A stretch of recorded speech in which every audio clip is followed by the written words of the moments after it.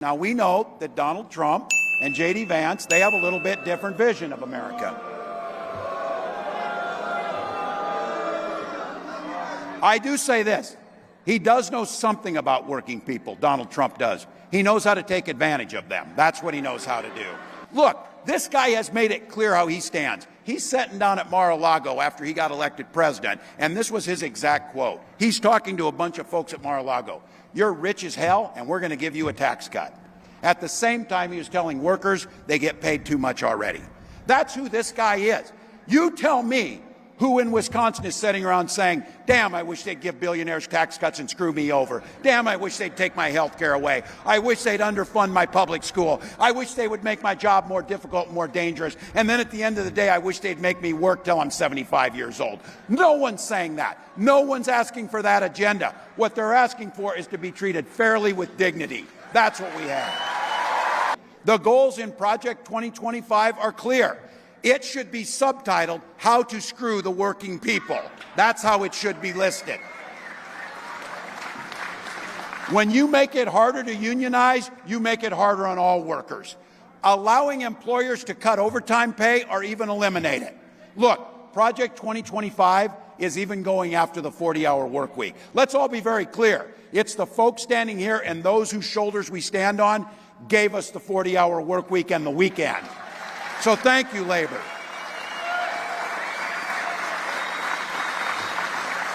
Somebody said, what's next, child labor? Hell yeah, it's in there. That's what they've got in there. You see states doing that, putting our children at risk. That's what they'll do. So look, they'll go after things like Social Security and Medicare. And I keep saying this. Repeal the Affordable Care Act, go back to no pre-existing condition protections. And even if you're not on the ACA, you know somebody who relies on it. And here's what I say. They don't think a damn about Social Security because I guess if you've got $1 billion, you don't care if your Social Security check shows up. But I tell you who does. My mom. She pays the bills with that in the heat and buys food with her Social Security check. And she worked for it and earned it. That's how it works. Trump and Vance, when they talk about freedom, means government should have the freedom to invade every corner of our life.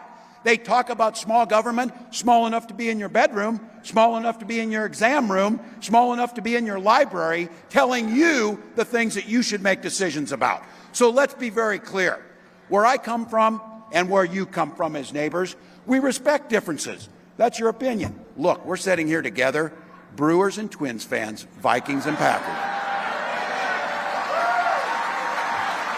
Look, we respect it. But on things like health care and what books I read and democracy, we all live by that very simple golden rule. Mind your own damn business. Mind your own business.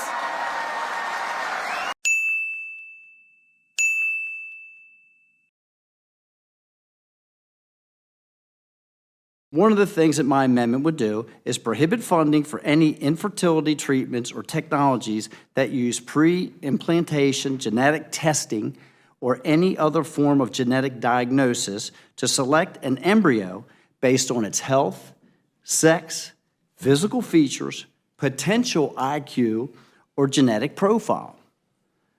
We have to ask ourselves, do you believe that life begins at conception? As Emma Waters again notes, presuming a conservative estimate that only 10 embryos, and many times it's 30, are created in an average round of IVF, this means that 413,776 rounds of IVF reported in 2021 resulted in the creation of approximately 4.1 million embryos. When dividing the total number of live-born infants by 4.1 million, this would mean that only 2.3% of all embryos created in the United States result in the live birth of a baby. We are likely destroying millions of unborn children. But on things like health care and what books I read and democracy, we all live by that very simple golden rule. Mind your own damn business. Mind your own business.